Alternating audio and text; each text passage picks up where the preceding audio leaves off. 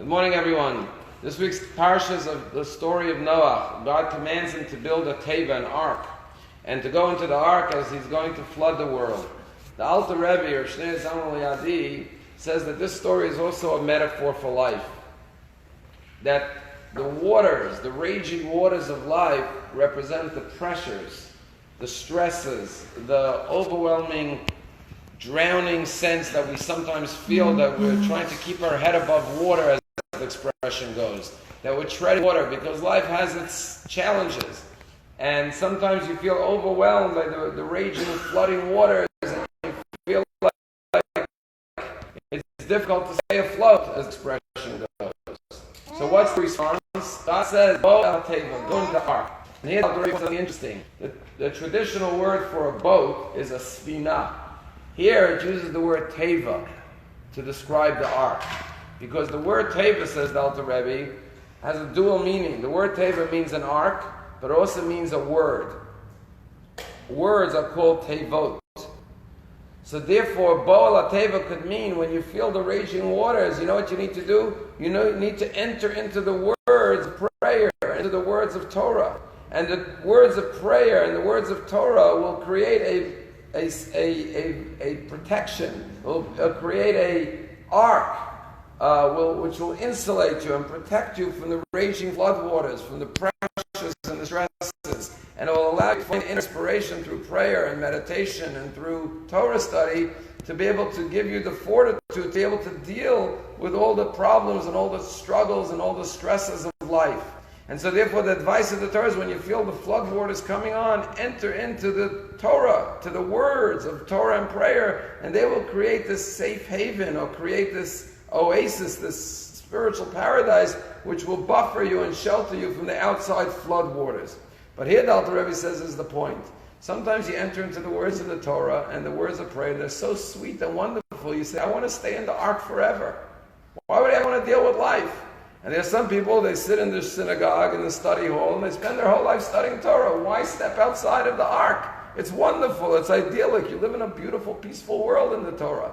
So therefore, after the flood, God says, now it's time to get out of the teva. You got to go out of the words. You have to know when to come into the words, to get the inspiration and the guidance and the fortitude. But then you have to take that and go back into the world, leave the ark, because the world needs to be built up after the flood. You can't live in the cocoon, you got to go out. And that's why you have to have that balance of knowing when to go pray and study, or when to go back into reality and affect and change the world around you with the inspiration you gain from entering into the teva and the words of prayer and Torah study. A true story, there was a great rabbi in a certain town in Europe who was also a wealthy man. He was a banker. And he was known to be a great scholar, but also known to be a very generous man. So people would come to him for charity and for loans. And one day he was deeply engrossed in Torah study, in his study, and a man came to him and said, I need a loan. His name was Zalman the tailor. He needed a loan to marry for his family. So he said, how much do you need? He told him he needs 1,000 ruble. He counted out the money. He said, okay, be well. You'll pay me when you can. The man came back a year later to pay. And again, he was sitting and studying in his home in the evening after a day's work. And he said, here's the money I owe you. He said, thank you. And he was so deeply engrossed in his words, he took the envelope and he put it into the Talmud, into the pages of the Talmud to take later. But he kept on learning for hours, late into the evening, and when he finished, he closed the book, he put it back on the shelf and forgot the envelope was there. A while later, he's going through his records, he sees Zalman owes the money. So he goes to Zalman, he says, where's the 1,000 ruble? He says, I brought it to you, I paid you. He says, I have no recollection. So they went to court, he swore that he paid him, and he was, once you swear, you took an oath that you paid, he was exempt. But the rumor started swirling in the town. Did you hear Zalman denied that he paid this great rabbi? He says he paid him when he didn't.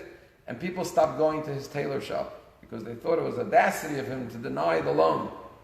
And now his business went down, the meager living he had, and he had no choice but to pack up and move to a different city where nobody knew him, to start all over again.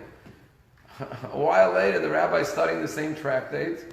He opens up, he sees an envelope from Zalman the tailor. He opens up, he sees the 1,000 ruble. He realized it was his mistake. He travels to the next city. He says, please, I beg your forgiveness. It was my mistake. Look what I caused you. Come back. I want to restore your reputation and get you back into business. He says, it's too late. Everyone's not going to believe me. They're going to think you're just being nice to me. The rabbi said, I can't live with this guilt. Look what I caused you. I have to fix this. Give me a way to repair it. He says, it's impossible. It's too late. He says, I have an idea. He says, you have a daughter. I have a son. Let's make a shidduch between my son and your daughter. And everyone will say that if I'm allowing my son to marry your daughter, surely you're an honest, reputable person. He said, okay. They came back, they introduced their children, they made a shidduch, they made a wedding. And this is what he did to bring Zalman the tailor back into the community, to restore his good name and to restore his business. But you think about the power of Torah. The power of Torah could take you to a different realm, that you could leave the world and be so engrossed in Torah. And you have to know when to enter into the words of the Torah. You also have to know when to go out and to deal with the world around you, and that's the balance that the Jew is always capable of finding in his day-to-day life.